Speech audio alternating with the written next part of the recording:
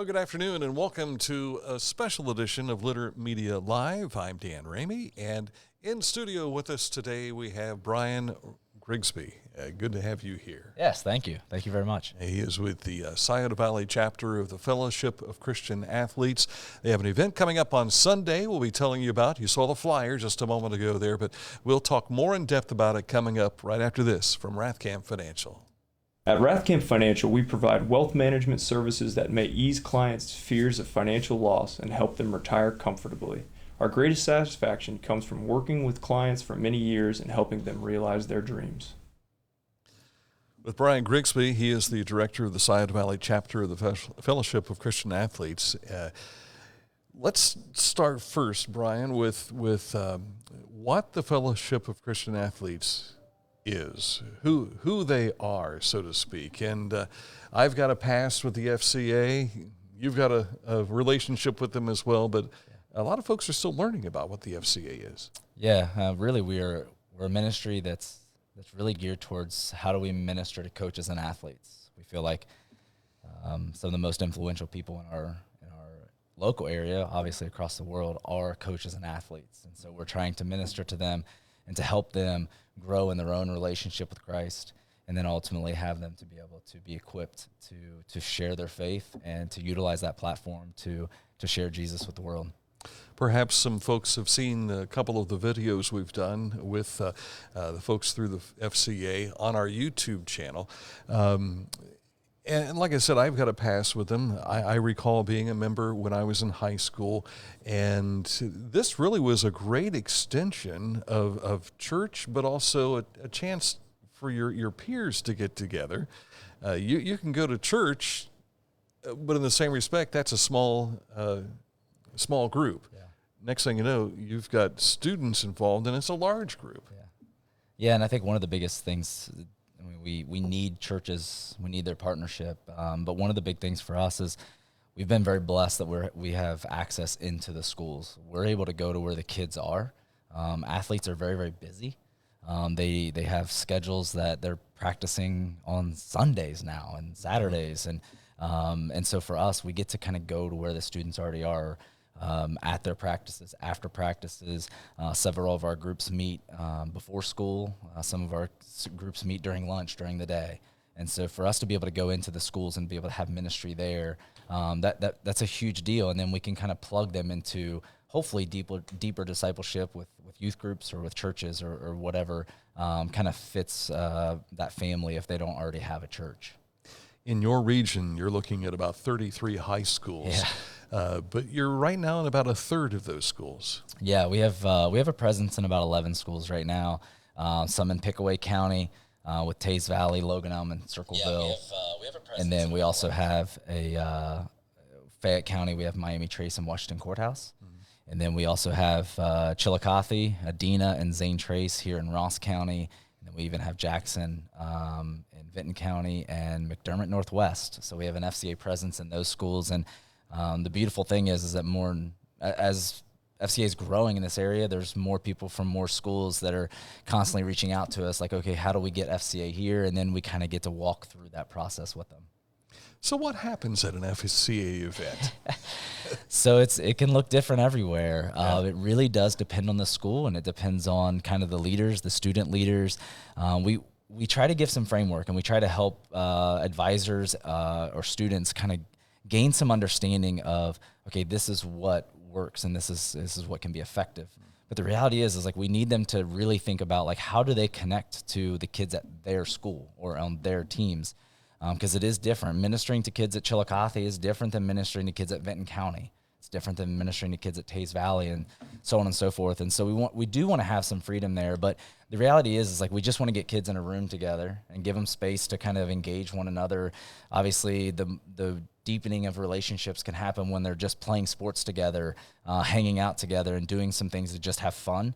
And then, of course, we want to try to bring the gospel and try to help them learn about who Jesus is, and then if they obviously have a relationship with Jesus, then help them grow in that relationship, and then obviously hopefully become a leader for FCA so that then they can be leading other kids in that as well. I think and you've been a coach before, one of the cool things about athletics is the character building that takes place, the teamwork building that takes place. Not everybody does it the same way. Not everybody is successful, like a state champion or whatever. But years later, you talk so much about, man, it was great being a part of that team and so on and so forth, and you apply some of those characteristics and skills to your vocation. Adding the gospel aspect into this, it just gives you a better foundation, I think. Yeah, I agree. I mean, obviously, I think it's everything, but I think there is a level of where education plays a huge role in developing our kids to be successful in life. I think sports plays a big role in developing our kids for life, whatever that looks like. And then, of course, I think FCA, we kind of get to be that common ground that brings those two things together, and we get to utilize the biblical aspects of that to really engage kids and equip them. I think all coaches and people in general, they want their kids to be full of humility. They want their kids to be doing things with excellence. They want them to be good teammates. They want them to be servant-hearted. Like, those are all good quality characteristics that are founded in the Bible. And so we really try to take those characteristics and try to build those into kids, and then, of course, help them to lead in their schools for that. I had the opportunity to have our Litter Media cameras up at one of your retreats this past summer, and to see the kids not only playing games, having fun, but then to have their quiet time or their huddle sessions where they would get together and discuss certain aspects of the Bible and just they're open about their faith. And some kids that don't know how to do that, it gives them an opportunity to hear one of their peers share, and then those walls come down, don't they? Yeah, big time. And I think that's one of the things with our I think it's getting worse and worse is we're just a very distracted society. Our kids are very distracted, whether it's on their phones or whatever. We actually had a huddle this morning, actually, and we had a quiet time in our huddle. And it was 10 minutes of just music on, and the kids just got some quiet time of the scripture. That was the scripture of the day, and they just spent time with the Lord in that. And they were hungry for more. Like, 10 minutes is up already. But a lot of the kids were like, I needed this. And one of the tips I gave them when we were doing is like, don't use the Bible on your phone because you're going to get notifications. You're going to get distracted in the midst of this, and it's just as easy as using an actual physical Bible versus, your phone. But that's one of the reasons is, we're trying to help kids understand, like, when we say, like, you need to spend more time with the Lord, I mean, what does that even look like? And so to help them get along peers and obviously around other people that can help them walk in that, I think is huge. I mean, from sports, we see it all the time. It's like mentoring, right? It's like you want your seniors and your juniors pouring into your freshmen and sophomores. That's how we develop a good, healthy culture. And it's the same way with discipleship. I mean, we want our more mature believers coming alongside of and helping our newer believers understanding, okay, what does it look like to spend time in the Word? What does it look like to be in prayer and be in community and all those things? And so it just gives us the opportunity to do that. I know as a teenager, you look up to people. Some of them look up to the adults. You have adult advisors involved with this. But when you see someone who's going through something similar to what you might be going through, or have heard someone else's testimony about how they got through that valley, and now they're on the mountaintop, maybe you're still in the valley, and you're sharing with one another, it makes a huge difference, especially in an adolescent's life where they're so impressionable. Yeah, I mean, I was that way as a kid. I mean, I was very influenced by other people that were my age, but I think that's one of the things we try to spend a lot of time, especially when we're developing our student leaders. One of the things that we're trying to equip them with is understanding how to share their testimony, because I think it's very powerful. And we've been able to see that, the fruits of that at a couple of our huddles this year, which has been very, very good, where kids have been vulnerable to share what they're struggling with and what they're going through. But at the same time, they're able to talk about how the Lord's been bringing them through this. And as they're kind of, you think about the iceberg analogy, as they're lowering their own water levels, it's allowing people to kind of see in. And then there's a deeper level of relationship that can help other people kind of feel like they have somebody that they can go to, that they can talk to, that they're not alone. I know one of the issues a lot of kids are dealing with these days, even though they're connected, but they feel very isolated and they feel very alone. And especially our students, it's not cool and popular to say that you love Jesus in school. And so when you proclaim to be a Christian in school, you're not necessarily looked up to. And to try to lead for him in that, you can really become isolated and lonely. And so for us to have a community built so that kids can feel encouraged and kind of spurred on in that, to us is a really big deal. Let's be honest. The world is telling our kids, you have to be self-concerned. You have to be self-absorbed in many fashions. Look at me. And if you're depressed, you have to lean on alcohol, or you have to lean on drugs and all the destructive types of things. Not the case if you're leaning on Jesus. Yeah. I mean, that's everything. And I think that's, we have all these idols, and, we were talking before this in one of our retreats this past year. That was the whole sermon series that he went through was about idols and about how we put our faith in all these things, but they ultimately just let us down. And then we go look for something else, and then that just lets us down. And that's one of the beautiful things that we try and equip our student leaders with, and our advisors too. But like, you have the ultimate hope, and his name's Jesus. And so for us to be able to share that, there's just nothing more freeing. There's nothing that brings you more joy than seeing somebody else, start having that relationship with Jesus, and then just seeing those burdens just kind of fall off of them as they just are being freed of so many different things in this world today. Yeah. Being a teenager today is far different than it was when I was in the 1970s. But I tell you, I wish we would have had the type of event that you're having this Sunday to teach kids how to be leaders and to teach them how to share. This particular conference is coming up this Sunday. Yeah. Is it open to anyone? Yeah. Well, as far as the attendees, we tried to focus it towards our student leaders in the schools. Okay. So the kids who are leading for their huddles. This was kind of we want them to really appreciate or feel, not appreciate, we want them to feel appreciated. We want them to understand that, like, it's a big deal for them to step up in faith and lead in their school for Jesus. And so in some regards, this conference is really it's a gift to them. It's something we want to be man, you're a student leader, here, this is for you. And so we want to, some of this, the whole, I don't want to say where it kind of came from, but was the Psalm 23 verse 5, where it talks about how the Lord sets a feast in front of our enemies for us. And so we feel like a lot of our student leaders are literally in front of the enemy on a day-to-day basis in their school and the challenges that they're going through. And so we want to throw them a feast. We want to let them just sit and feast and be among each other and be encouraged. And so that is kind of who we invited to this, was those student leaders. Now, from the community standpoint, yes, we've been trying to let people know that it's happening, so that if they want to try to come and just visit and observe what's happening, like, man, I would like to know more about FCA, and I want to see the ministry in action, then yeah, we would love for those people to come and just to observe. And we're doing this at Brookside Church, kind of in the Porter Center, which is off to the side. And so the kids will be doing their thing throughout the day, but there'll also be kind of almost like a viewing area where people can stay in the back and have conversations.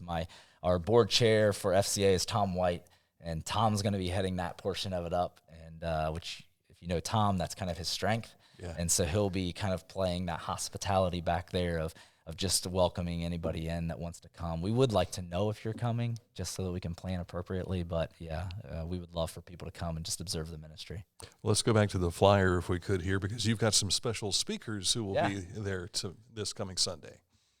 Yes, I'm excited. We have, so one of the theme is leading through hospitality.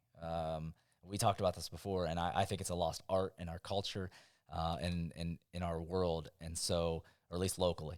And so we want to try to help these kids understand, like, how hospitality can really change things for their huddle, for their teams. And it can sound kind of cliche, but we want them to understand, like, the importance of it. And Jesus was the most hospitable example. And so that's kind of our theme. It's kind of the next level of leadership training, that we don't know where you would gain leadership in this regard or in this specific realm. And so we want to do this as kind of our topic or our theme. We're very blessed. One of our FCA friends up in Columbus, his name's Paul. He is going to be coming down and speaking in the afternoon. And Paul is a Chick-fil-A owner-operator up in Columbus, and he is coming down to share. Obviously, Chick-fil-A does it to a whole nother level when it comes to hospitality. And so he's coming in talking about leading through hospitality. And then we are very blessed. We have a guy out of Columbus, who another friend of FCA. He's an author, a high-level business guy. John is his name, and he is going to come down and share in the evening. He was a former high-level athlete himself and very successful business guy now.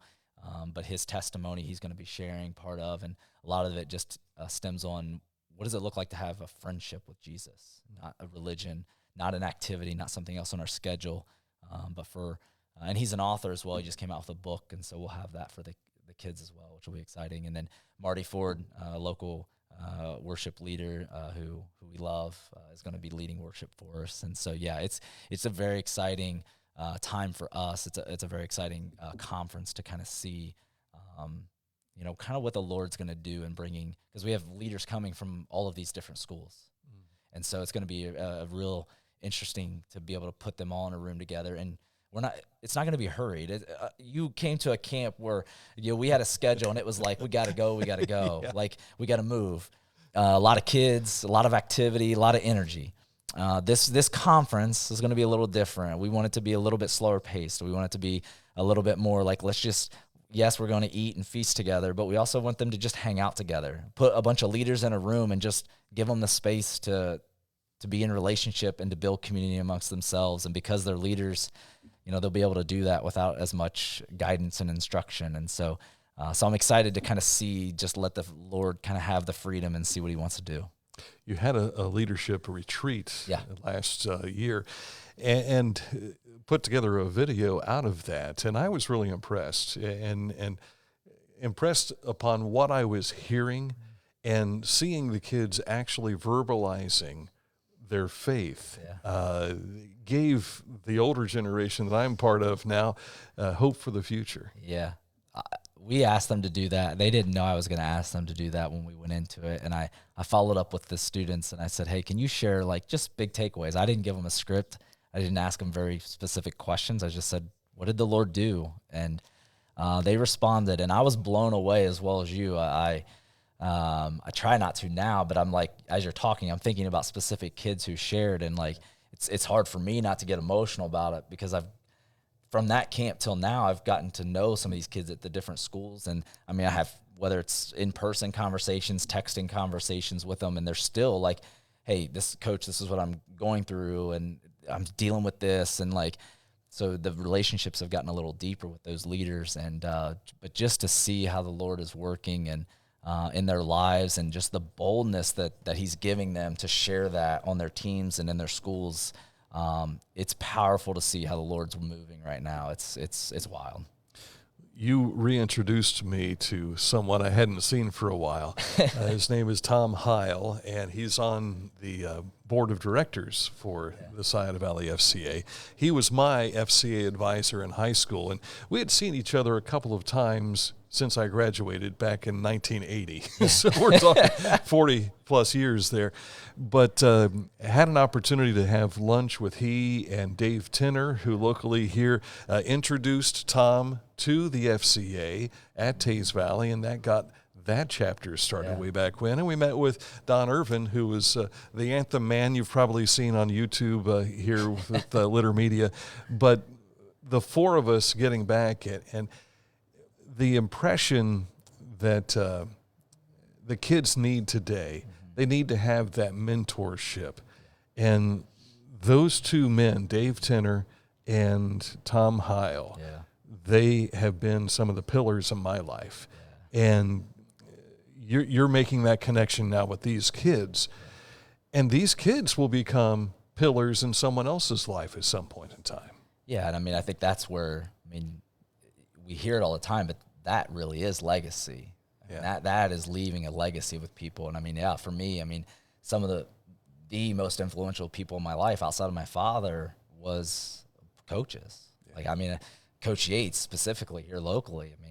I'll try not to get worked up about it now, but like he changed my life, and just because he was my coach and I played for him, and then I got to coach with him very slightly, but yeah, he's just, because he took it serious. He cared about me as a person, and more than he was also the most difficult coach I ever played for.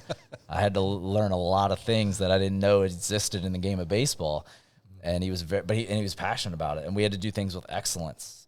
But the culture was all about servanthood. I mean, I was a senior and I was responsible for the freshmen. I had to get freshmen home from practice. But guess what? I'm still very close to two of the freshmen that were freshmen when I was a senior, because I'd take them home all the time. And so there's just a level of that legacy, like you said, and coaches, they get that platform probably more so than anyone else. But also obviously these leaders. I've been challenging some of our student leaders that are juniors and seniors, like, who's your freshmen and sophomores right now? Like, who are you pouring into? Who's your mentees? Who are you bringing alongside and walking with you? Because it's, like you said, I mean, it can be 40 years from now, and you have that relationship forever, and to then let that carry on from generation to generation. It's pretty cool. It's a small world, but we have to make an impact in it as best we possibly can. And just like you talked about, Ed Yates is one of the coaches. Many coaches pay attention to detail, but the ones who are very articulate about it and give you the reasons why some of these details are important, they turn out those people who have sense of value, and they understand why you're doing X, Y, and Z. I can tell you from a coaching perspective, our kids now, they want to know why more than ever. Yeah. They don't just trust you just to trust you. But that's the beautiful thing, is they're asking questions, and now instead of just feeling like you're talking at them, like, it's actual dialogue, right? They want to understand why. So you actually get to have conversations at a deeper level versus just, do it because I say to do it. You can't do that anymore. Yeah. But again, I think it's a good thing. I think kids are more curious, and kids are more inquisitive about things because they want to know. They genuinely have a desire and a hunger to know more. And but then that falls right into some of the stuff we're thinking and talking about doing with FCA is, okay, how do we equip these kids? And we get to ask them, like, what do you need? Like, what do you want? And so, we get to have that dialogue with them and let them kind of help them in leading at their schools and stuff, versus us just standing there saying, this is the curriculum you should use, or these are the questions you should ask, or these are the people you should just talk to them and let them kind of self-lead, and then they feel empowered to go and be the hands and feet of Jesus. All the while still maintaining your core values. Yeah, I mean, that's the one thing I love about FCA the most is we get to kind of create this framework and then let the Spirit do his thing. And we get to say, okay, these are some good best practices, these are some good processes, whatever. But genuinely you get to pray into and say, Lord, what do you want to do here? And then follow him. Like, don't follow me, follow him. And so I appreciate that a lot about FCA. It's not just locally, but worldwide. You can go to a ministry, in Columbus, Cincinnati, California, and while it will look different, it'll look like kind of maybe a different flavor of FCA. It'll still be recognizable, but it's not going to look the same. And that's one of the things I'm hoping to see from our leadership conferences. These kids get into a room and they get to start sharing about the things they're seeing the Lord do, and they get to talk about what they're doing tangibly, and hopefully they'll start gaining ideas from each other about what they can maybe implement at their school, and so on and so forth. It was Glenn Beck, I think, after 9/11 had occurred, that came out with the 9/12 Project and basically explained, you're not alone. There are others who are experiencing what you're going through. And you were telling me about at one of your leadership retreats, suddenly these kids were brought together, and one recognized that I'm going through what they're going through, or here's how they handled it. Why can't I do that also? And next thing you know, you build a community that's taking care of itself and teaching others about the love of Christ. Yeah, one of the things and it was one of the motivating factors for the conference coming up on Saturday or on Sunday, is out of that camp, all the kids followed up with, like, so when do we get to see each other again? And when do we get to, because how do they still continue to be community even though they're at different schools? And so that was one of the motivating factors for doing something in the middle of the school year, was to try to allow them to come back together. And the nice thing is it's probably going to double in size because we've had some more schools that have started huddles, and so we're getting to bring their student leaders in, plus develop some more student leaders at those existing schools. And so that's a really cool part about it, is like we get to try to help facilitate some community building. And keep in mind, they're athletes also, so they've got busy schedules. Yeah. Scheduling something like this had to be difficult, making it on a Sunday. But I will tell you that you might think, okay, because they're a Jesus lover, they might be a little different on the basketball floor or on the wrestling mat, and they may not go at it as hard against each other. I think after watching them in competition at summer retreat, it would only increase the competition level. Yes. Yeah. If you know anything about athletes, there's a competitive drive that you follow Jesus or not. It just may mean that when you're done competing, you may pray for them instead of yell at them or something like that. And as a coach, I can tell you, none of us are perfect. And so we're always trying to learn how to redeem competition. Yeah. That's one of the things that we struggle with a lot, but it also makes it very, very enjoyable and fun. And I think, obviously, I think the Lord gave us sports for a reason, and it's one of those things that it also allows us to develop relationships at a whole different level. And even Paul talked about using athletics. Yeah. The shadow boxing against himself and the whole deal, and during the race and the whole there as well. And I will tell you, after watching these kids compete, to see them all come together in one circle and then one of them pray out loud for their group. And this happened after every competition, because you'd let the sounder or a whistle or something let them know it's time to change, and they would go to a different field of competition. And it started off with prayer. Let's get it going. And we wrapped up with prayer too. Yeah, I mean, we're trying to obviously help empower those kids, because what we really hope is that they take that to their sports team when they go back to school. So, we're helping to try to, that it's a small way, but it's like we're trying to equip them that why wouldn't they just do that when they go to practice in the summer? Yeah. Why would they not just gather their teammates and be like, hey, right before practice, we're going to pray. And then afterwards we pray. And so just trying to build that as like giving them confidence to do that is a big deal. And I think, not to get on the tangent, but obviously we just saw how the world responded to a sporting event and a tragedy of sorts that happened last Monday night in the Bengals game. And it's like our natural response was prayer. And so to be able to equip these kids to be able to respond that way, not just in reaction, but obviously proactive, is a big deal. And to take it into the boardroom, the place of business, wherever, and to see Dan Orlovsky on ESPN be able to not only articulate a prayer, but to do it in the fashion that I had missed it, and then they shared it with us at church last night. And I'm like, oh my gosh. I mean, he did everything the right way. He acknowledged who God was and went from that to, please show who you are and help mend the hearts that are hurting right now. And to see that play out. And how often have we in our Christian walk come across people who have said, but I don't know how to pray. Yeah. You're teaching those kids how to do that. Yeah. I mean, that's one of the, it's sad that it seems like prayer is so complicated. Yeah. It's not. It's a conversation with God. And but again, even me, I mean, when I was in high school, if you'd asked me to pray in front of people, I would have looked at you like you're crazy. Yeah. And I was professing Christian.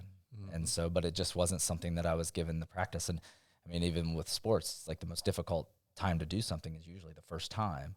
And so we had a kid, one of our huddles, who I didn't know he had never prayed in front of anybody before, but I asked him at the end of the huddle if he would pray, and he just looked at me. He's like, I've never done that before. Yeah. I was like, well, what better time than now? And then he did, and it was genuine. He wasn't trying to put on a performance. It was just a genuine, quick prayer that he was genuinely praying for the kids in the room. And he told me after, he's like, oh, that wasn't hard. Like, yeah, I know it's not, but it's just that getting over it that first time. Sometimes is a hurdle. Feels awkward at the start, but then afterwards, it becomes commonplace. Yeah, and I think the next step for us is like, and I'm not very good at this, my wife is great at this, but like actually asking people how you can pray for them. Yeah. Like if you're a leader on a team and you're a junior, senior, whatever it is, and you have a freshman who you realize is having a bad day, how different would it look if after practice or before practice you pulled the kid aside and you said, hey, it seems like something's off. How can I pray for you? Right. Like that's changing the culture in the locker room. And all of a sudden, even if the kid is not a believer himself, like I don't think anybody's going to turn down being prayed over or prayed for. And even if the kid doesn't want you to or whatever, it may at least open up dialogue and conversation. At least we're deepening relationships. And so anyway. I found that in my own walk. I don't need to know all the details. Yeah. I don't need to know. I'm not prying into your personal life here, but if you can tell me how I can help, how I can pray for you, what direction to go, we can start from there. Yeah, I think it's a facet of FCA that we don't have a strong presence in this area quite yet. But one of the things is obviously we feel like coaches have a huge platform and influence. And I can, as from a coach's perspective, like coaching is difficult, and it's difficult on your family. It's difficult on your marriage. It's difficult with your kids. And it can be very lonely and isolating and all those things. And so most of the time coaches don't have anybody that they can really trust, that they can just share things with, that they're not worried about a parent finding out about or a student finding out about or a non-biased opinion. And that's one of the things of being a former coach. It's been one of the biggest blessings of being in this area where I'm born and raised, and I've coached here. As I have relationships with a lot of coaches in this area. And so now that I'm not a coach, I've been able to be a little bit more intentional about it, but just reaching out to our local coaches and just saying, like, how can I pray for you? And there's a core group of coaches that I communicate with on a weekly basis. And the other morning, one of our local coaches is struggling, and I changed my plans to make sure I could spend an hour on the phone with him and just to hear how things are going. And it was it's just really good. It's that is a blessing and an encouragement to me. I hope it is to them, but it is for me to be able to just pour into their lives in that way. And then hopefully it allows them to obviously utilize their platform and love kids well. I mean, that's the big thing that all coaches are trying to do ultimately, is just love their kids well. And so that's fun. That's a fun part of it that most people don't see, because it's not a camp. It's not something we're putting a video out about or putting on social media. But as a former coach, and obviously because we care about coaches and their platform, that's a cool part of the job that I get. So. One of our forefathers, George Washington, he was very firm in prayer, but not to be making an obstacle of the act of prayer, but God can read your heart. You know, the Holy Spirit hears the heart and gives utterance that you can't put into words. But that's the big thing when you learn this. It's like, oh man, it's that easy. And that's what I think about when you were talking about Dan Orlovsky's prayer. I mean, it was genuine, and I was surprised because it felt like he wasn't trying to pray what was going to be appropriate for ESPN. Right. I felt like he was praying what was on his heart. Can you imagine the hoops you'd have to jump through to make it appropriate for the network? I was shocked it didn't get cut. So anyway, but I felt like it was authentic and it was genuine, and it wasn't because of fear. It was just because that's what was on his heart. And so, And I think it was something the sports world needed to hear as well. Big time, so, big time. Again, the conference is coming up Sunday. Yep. You've got a full day planned. And so we hope that you have a great turnout for your leaders and not only that, but a productive turnout for them. Yeah, I hope they'll be blessed by it. I know if anybody can come guest-wise or whatever, we've been sending out invitations. And one of the things I've been telling them is I think it will be a mutual blessing for you to sit back and watch and see and observe how the Lord's working in some of our teenagers' lives right now.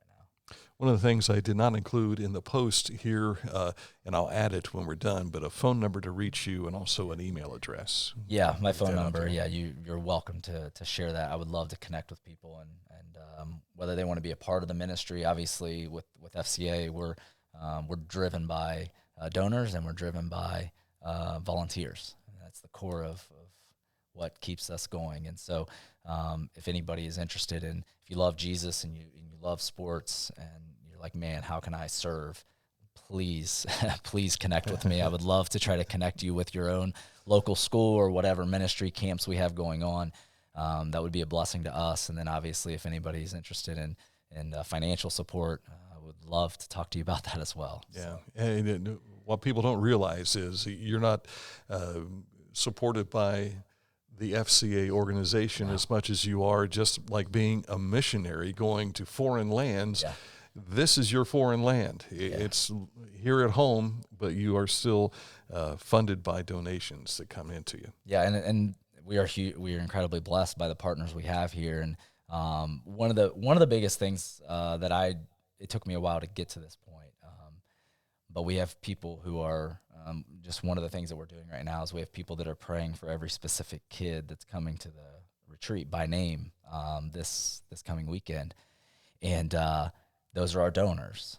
Like the people that we asked, we on our list of donors, we've sent out an invitation for them to pray for somebody because we need that. And so when you are support raising, or when we are obviously funded by local people and local churches, it's not a me ministry. It's not a me and my wife's ministry or anything like that. It's a partnership. I mean, it genuinely is a team to make this possible. And so that is one of the beautiful things. It allows us to invite others in at whatever capacity to actually partner with making FCA possible, making this ministry available to students and athletes in this area. You can invest financially, but how many programs do we have that you throw money at and we don't see anything come out of it? But when you make a personal investment, like praying for these individuals, plus your financial donations, it's gonna be a far better production, I think. Yeah, we try to we pray that everything that comes into FCA would obviously have a very high return on investment. That's always our prayer. So Absolutely. But those are people. I mean, that's people. So Brian Grigsby, thank you for what you're doing, and thanks for stopping in. Absolutely. Thank you. All right. Scioto Valley FCA, more details in this post, and thank you for watching. We'll be back again tomorrow morning with another special edition at 10 a.m. with my buddy Jan Shannon coming up tomorrow to talk about some events up in Pickaway County. For Brian Grigsby, I'm Dan Ramey. We'll see you then.